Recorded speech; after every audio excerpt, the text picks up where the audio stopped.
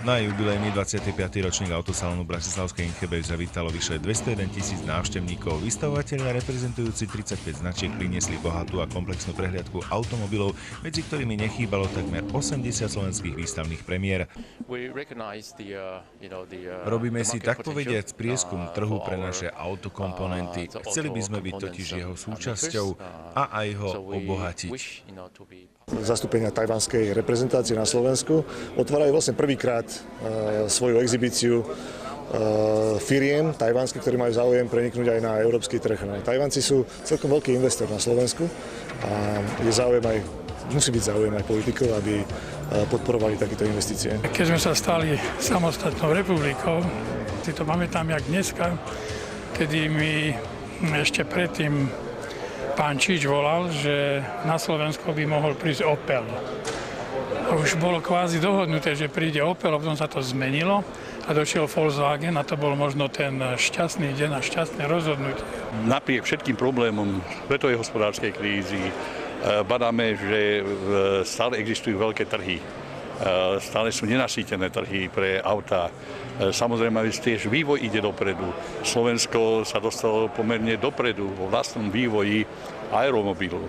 Takže tak ako voľakedy sme čítali Verneho, ja sme si mysleli, že to je nejaká fantázia.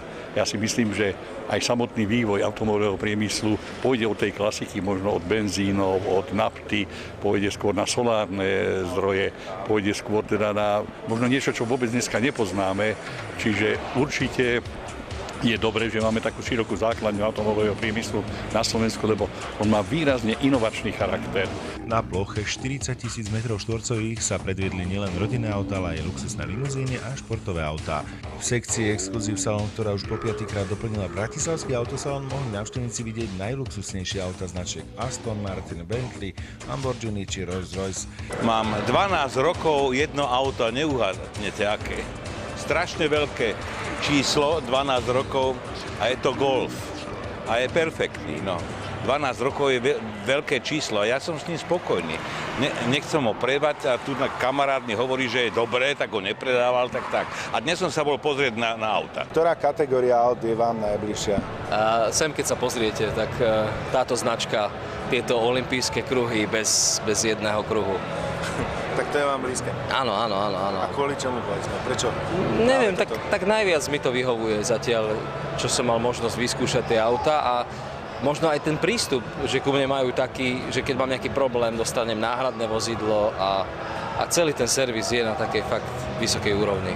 Atmosféru motoristického podujatia dotváral bohatý sprievodný program. Jeho súčasťou boli testovacie jazdy, kurierský test užitkových vozidiel, odborné konferencie o autoservisnej technike, crash testy, expozícia veteránov, detské dopravné ihrisko či simulátory nárazu a prevrátenia vozidla. My sme to vlastne poňali ako Innovation Area, kde teda prezentujeme najnovšiu technológiu od Volkswagenu, čo teda sú tieto vlastne full baterkové vozidlá, teda full electric vozidlá. To znamená, to auto je poháňané výlučne baterkou, za 2 € na 100 km sa viem voziť s týmto autom. Momentálne samozrejme to využívajú väčšinou firmy, ktoré tieto autá zakupujú do svojich flotíl a teda vlastne používajú to na dennodenné behanie po meste.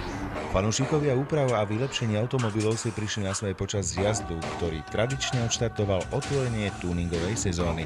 Sme si hľadali svoje miesto pod slnkom, pretože v konkurencii v tom čase Viedeň, Brno, Nitra išlo keď dopredu. Takže sme si hľadali sebe a mám pocit, že predsa sme seba našli a našli cestu k zákazníkovi, k tým, ktorí majú radi auta, tým, ktorí sa vezú v aute. Takže to je, som hovoril práve pánovi Mihokovi, že predsa po nás niečo tu ostane. Počas autosalónu odovzdali aj ocenenia za najkreatívnejšiu expozíciu. Dominantom našej expozície je samozrejme slovenský model, nový model 208, ktorý sa vyrába v Trnave a ktorý prišiel s novým dizajnom, s novými technológiami vo vnútri v aute, s novými motormi. Dopravné spravodajstvo RTVS Zelená vlna je na bratislavskom autosalóne tretí raz. No a tento tretí raz sme priniesli vlastne, dá sa povedať, ešte stále novinku. Pred pol rokom sme predstavili našu mobilnú aplikáciu. Na tejto mobilnej aplikácii môžete sledovať udalosti na mape, môžete si udalosti vypísať podľa toho miesta, kde sa momentálne nachádzate a takisto vo vašom okruhu a takisto cez mobilnú aplikáciu môžete dopravné udalosti aj nahlasovať. Ak ste zmeškali poslednú zelenú vlnu na Rádiu Slovensko, môžete si vypočuť vysielanie zelenej vlny. Takisto tam máme zatiaľ len niektoré, ale budú sa rozširovať aj kamery z niektorých dôležitých cestných úsekov. No a chystáme samozrejme aj update niektorých funkcií.